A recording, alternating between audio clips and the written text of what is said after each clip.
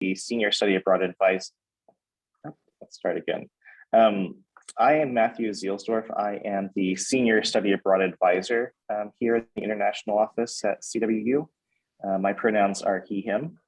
And we are joined today by Colton Oliphant from International Studies Abroad from ISA, and by Shun Yamaguchi. Sorry. It's all good. Yanagishita. Yeah, sorry, I'm sorry about that. From SIT Study Abroad. And they are going to talk today about undergraduate research opportunities abroad. And I am going to turn it over to them. So my name's Colton. I'm with International Studies Abroad, also known as World Strides. So they're one and the same for your purposes. And we have a couple different programs we're going to talk about today. One is named Euro Scholars, and then the other one are more direct programs. And I'll let Shun introduce herself. Wonderful. Thanks, Colton. Thanks, Matthew. Hi, Erin. I'm Shun Yanagishita, and I work for SIT Study Abroad. SIT stands for the School for International Training. We're actually a graduate institute based in Vermont, but we run undergraduate study abroad programs as well. And that's why I'm here today to talk to you more about SIT opportunities, and research is a big component to all of our semester and some summer programs. So I will talk a little bit more about SIT's model here in a little bit after Colton. Perfect. So first, just really quickly, we want to talk about the importance of undergraduate research. A big component of it is exploring different career directions, which that's not usually the first thing that you think of when you think of research, but there's a lot that you can learn about the fields that you are looking at going into or that you're hoping to go into just by actually doing the doing. And research is a really good way to do that. You also get to build some pretty important transferable skills that will go across disciplines that go well beyond the actual research focus that you will have. And it also looks great on a resume, which can be important when you're entering the job market directly out of school. Learning how to publicly advocate for and defend work. It's a super important skill regardless of what field you work in. Because it's a open secret that no one's going to be an advocate for yourself quite like you. And so the more skills that you have in order to do that, the more likely that you'll be able to take advantage of opportunities that present themselves to you through your normal work experience. If you are looking to do further schooling, it gives you a great leg up on graduate or professional school. It is a really good strengthener for applications. And a big piece of that is that most graduate and professional schools are very, very research focused, necessarily so. And so if they understand that you already know how to do that type of work, they will find you to be a more compelling candidate that will be more likely to successfully complete the program and get a lot out of the program. And then the last thing is the most altruistic of the five, but you get to contribute knowledge and impact the world just overall. And so we'll launch into the specific programs that I have. So ISA is the program that gives Euro Scholars to US students. The Euro Scholars program is an explicitly research-based, research-intensive program that we work with. It is selective, and so you need to make sure to put together as compelling of an application as you can in order to get accepted into the research projects. There's actually a battery of research projects that are listed online. You can find them at that link down below, euroscholars.edu/research-projects. That will show you all of the different research projects that exist in the Euro Scholars environment. It's a consortium. I believe it's currently 4 European schools. I haven't checked particularly recently, but I think it's 4 at the point.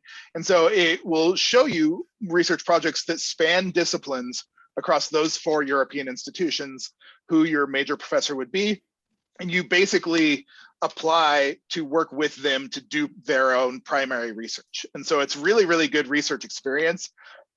partially because it's not explicitly driven by your own interests. It's driven by the interests of an expert who is already doing research. So it's a really good way to learn how to do research. You don't have to be the expert in research. The entire process makes you more effective at researching. You do also take a language and culture course, which is required so that you have a better sense of the intercultural competency that you can gain from that area where you're studying. And that will also help you to get more out of the experience in a broad-based way. You'll also do methods in lit review, which is a huge piece of research, regardless of what type of research you're doing.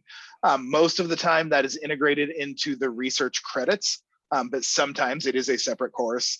And the last thing, sometimes we have electives that you can take. That one's not always available. Sometimes there are electives, sometimes not. But this program is very, very specifically focused on intensive undergraduate research. And so don't do this program if research isn't compelling to you, because it's something like 60% of the credits, I think, are guaranteed to be research credits. And so you want to be excited about spending a lot of your time doing research for this program to be a good fit for you. These are some of the pieces of feedback of students who either strongly agree or agree with these statements. I'm not going to read every single one. The one that I think is the most telling is that 100% of the people who filled out this survey said that the Euroscholars program was worth their time, money, and energy. And that says a lot. Like, it is an investment like any education. And so having it be worth that investment is huge. And you can see that we didn't just pick random 100% things because it's not all 100%, but there are some really interesting insights that we've gotten out of just asking students post-program these questions. And I think it's kind of wonderful. Another thing, it does happen to just be the other 100%, but I think it's really important, is being exposed to experience and opportunities that you wouldn't have found on your home campus. That is not exclusive to Euroscholars. There are some things that very much are exclusive to Euroscholars, but that is with any type of international educational exchange, period. And so I would, hold on, there we go. Oh, you got that muted. So you would be able to get into research labs or go deeper down the rabbit hole of some different disciplines that you just don't have access to at CWU. And it's not because of any deficiency of CWU, but one institution can only do so much. And so it's great to be able to take advantage of the expertise of other places as well.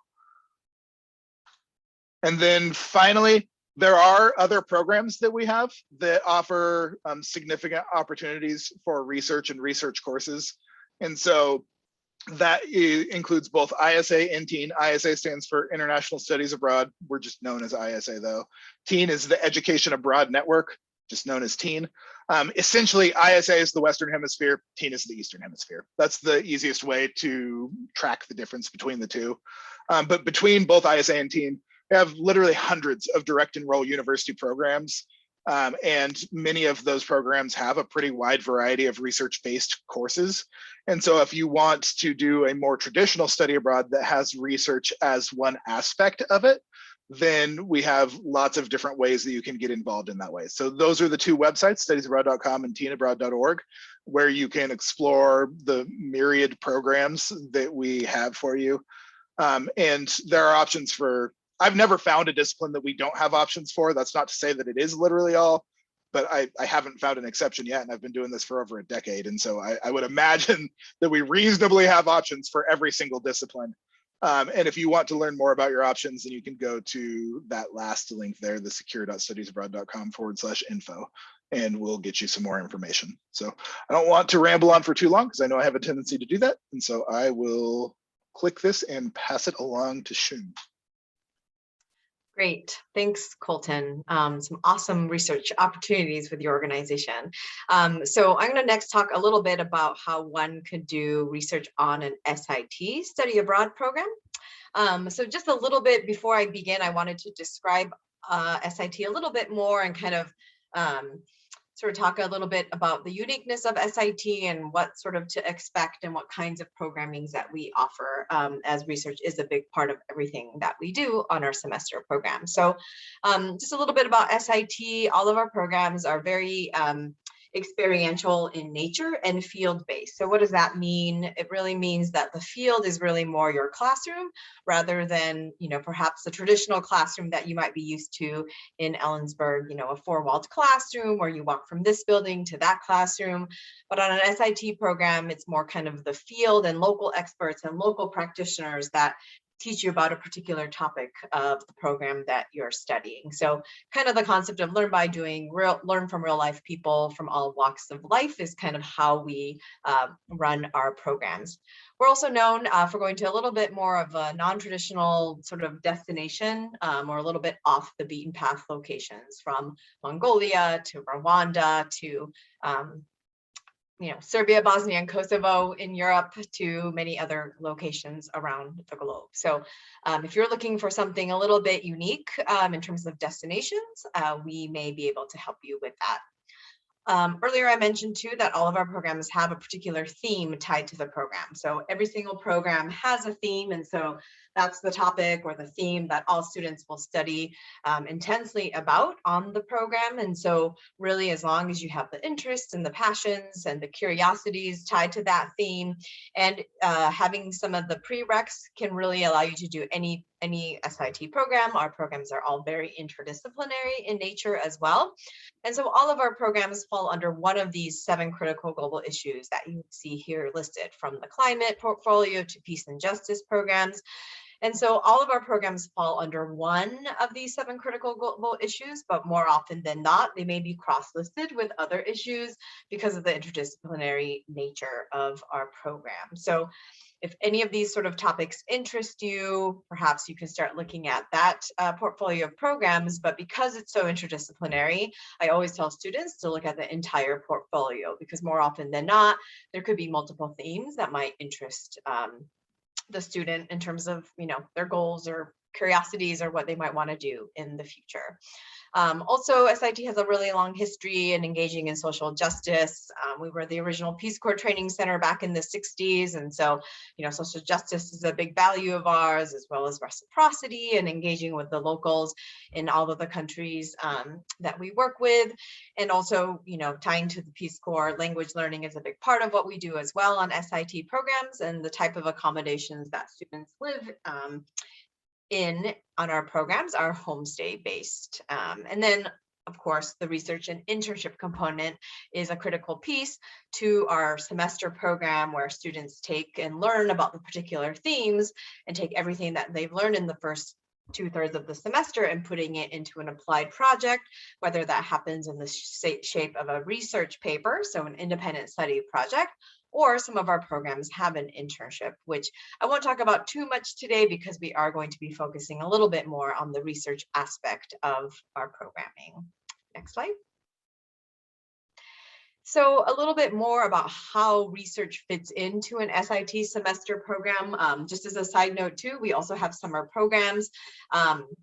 But the more in-depth research opportunities happen more in a 15-week semester program that tends to be in one country. And I say that because we do have another model of programming where it's more of a comparative program where students go to multiple countries. But if you're wanting a more robust, independent research experience, then you'll want to look at our large portfolio of sort of one country immersive programs.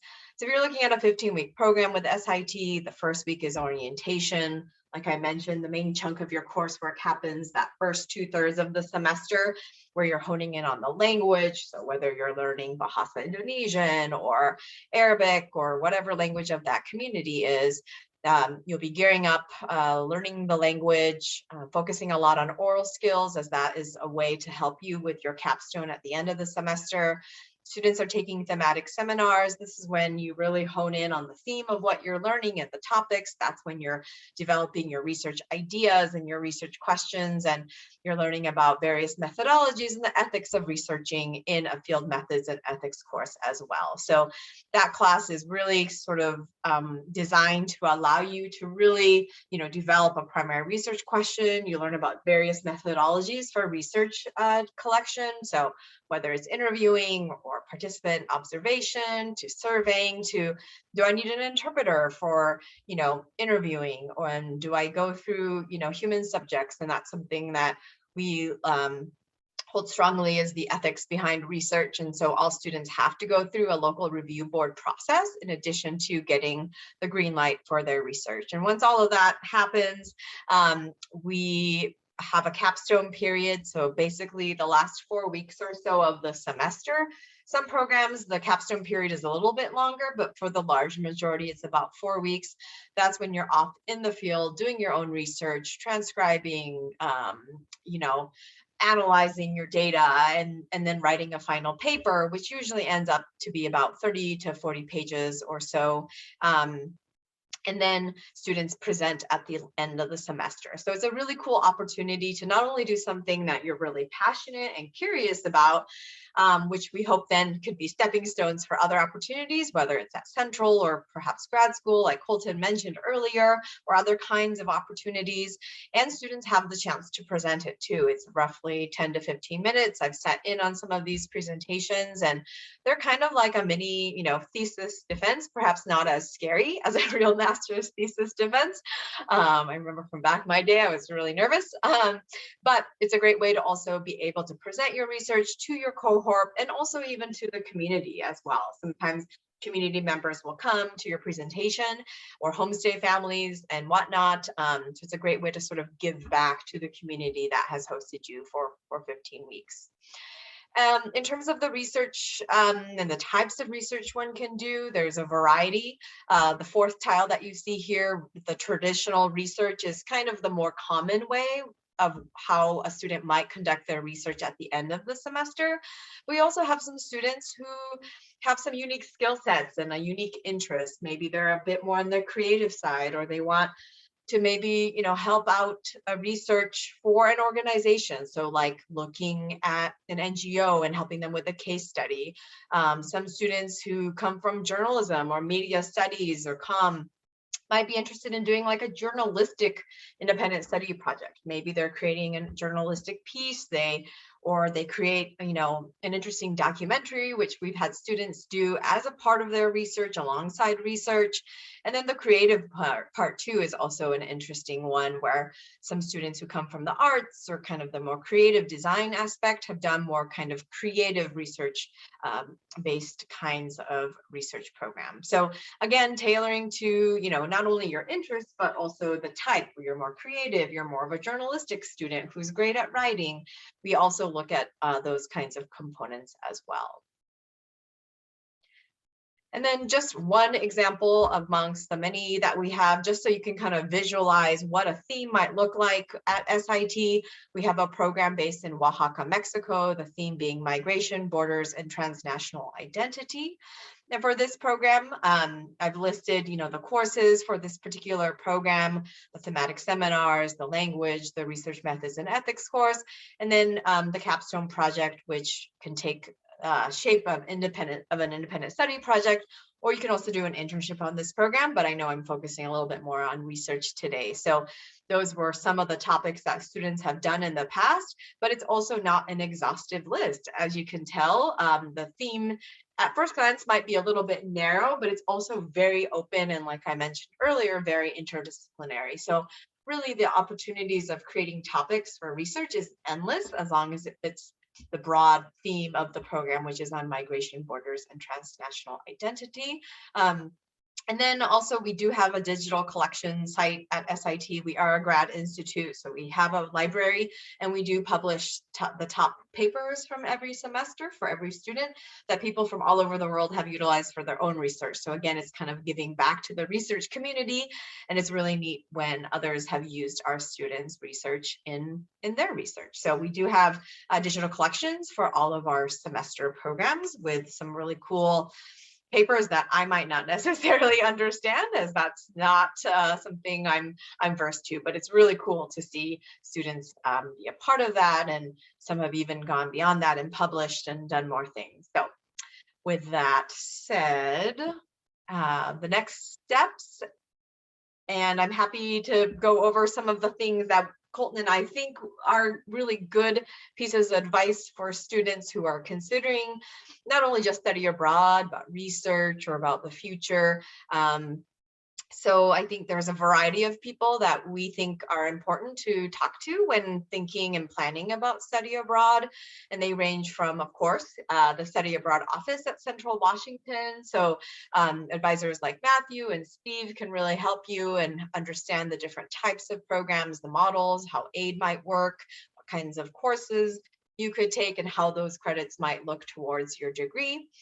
Also, number two is an important piece to the whole planning is knowing deadlines. So knowing when Central's deadlines and processes are, to also knowing, what the deadlines might be for the provider that you are doing. So whether it's ISA programs with Colton or SIT with us, or other, providers, we have our various deadlines and processes. So just kind of keep that in mind. If you don't know, ask. Don't just like assume that the deadline will find you. You find the deadline. Go out and find the deadline, and then you're not going to miss the deadline.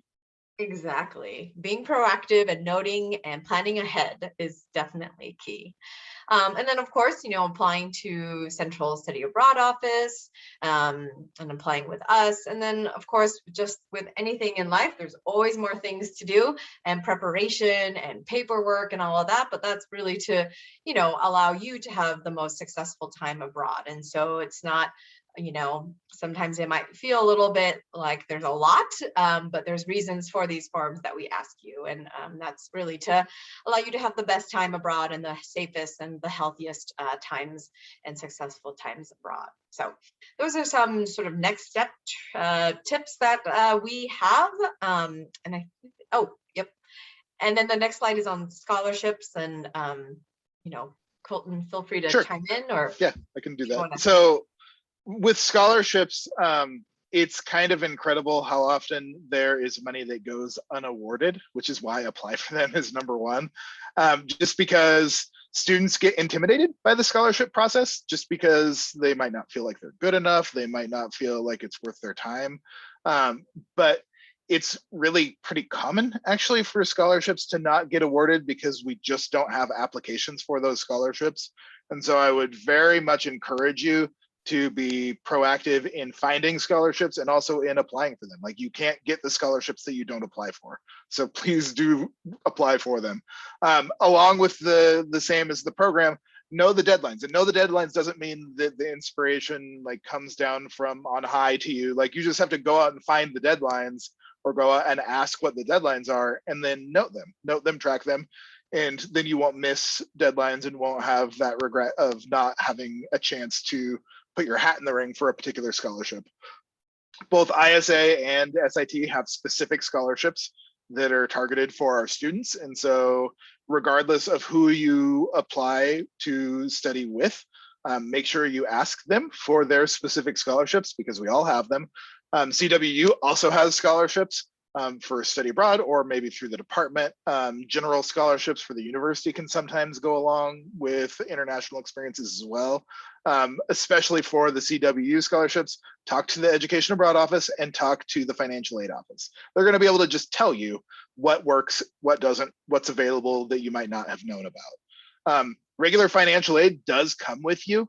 And so federal financial aid, so Pell Grant, and the different types of federal loans, that all is able to be transferred to a study abroad program. So don't forget about that. A lot of students I have found will assume that you don't have the opportunity to use that aid when you go abroad, that you're giving it up because you're going outside of the country. I could not be further from the truth. It's actually the weird exception when like a school sets it up so you can't use it. Like you're supposed to be able to use that federal money, and so don't sleep on that. And then along the lines of federal money, there are multiple different scholarships that are federally funded, most by the State Department, that you can apply for, and some of them have excellent odds, like the Gilman Scholarship in particular. The Gilman grant has approximately a nationwide 1 in 3 odds of getting it. And so out of 99 students that apply, 33 will be awarded the scholarship. And that's for up to $8,000. $5,000 is the cap for the normal scholarship. And then if you're studying a critical needs language, then there's another $3,000 rider that's possible on top of that. And so it's for a significant amount of money, especially for odds that are that good. But that being said, I've had students that I have been directly involved in advising, like even down to the point of helping them edit their essays, that have gotten every single one of these scholarships. And so the Freeman Asia is a great one if you're going anywhere in Asia, because it's an even bigger award. Last time I looked, it's been a little bit while since I've checked in on the specifics of this one, but last time I looked, it was up to $10,000 that you can get for a study abroad experience in Asia. The Boren is an even bigger, like full ride sort of deal that is very focused on critical need languages. It is a competitive thing to apply for. But if you have a compelling case, then you can definitely get some pretty interesting things going by going down the route of like creating the research project, because that's basically what you do as a project, and language study that comes along with the Boren.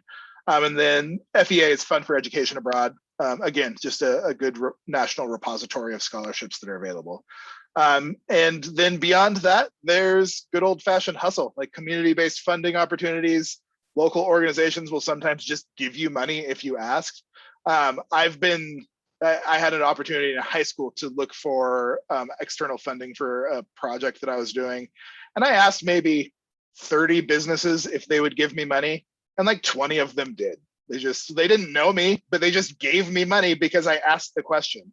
And so that's a really good example of the way you find out whether or not there's money there is to ask whether or not there's money there. And if you're not used to that, that'll probably feel kind of uncomfortable. But I promise you that as soon as people start writing checks to you just for asking the question, it'll feel a lot less uncomfortable. So that's all for what we specifically have compared. That's the contact information for both myself and for Shun. But if you have any questions that have bubbled up to the surface through what we've talked about so far, please do ask it now. We are more than willing to stick around and answer some questions.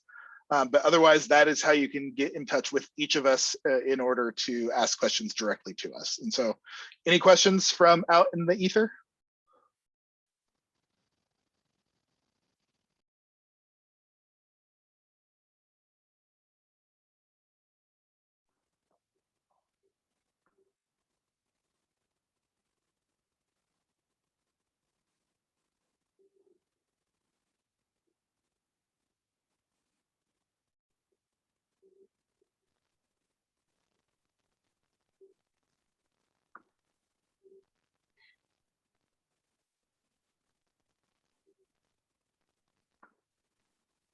Matthew, do you have any questions for us? I do not at the moment, but Aaron and others, please visit our web page at cebu.edu/education abroad. You can schedule a time to attend one of our information sessions and hear about the various education abroad program opportunities.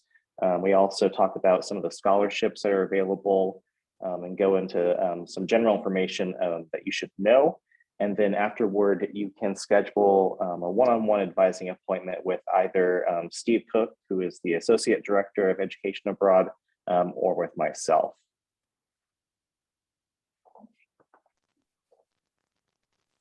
Okay, then it looks like that's probably about it. So for my piece, I will say thank you for listening and for showing up, and we hope to see you out of the country.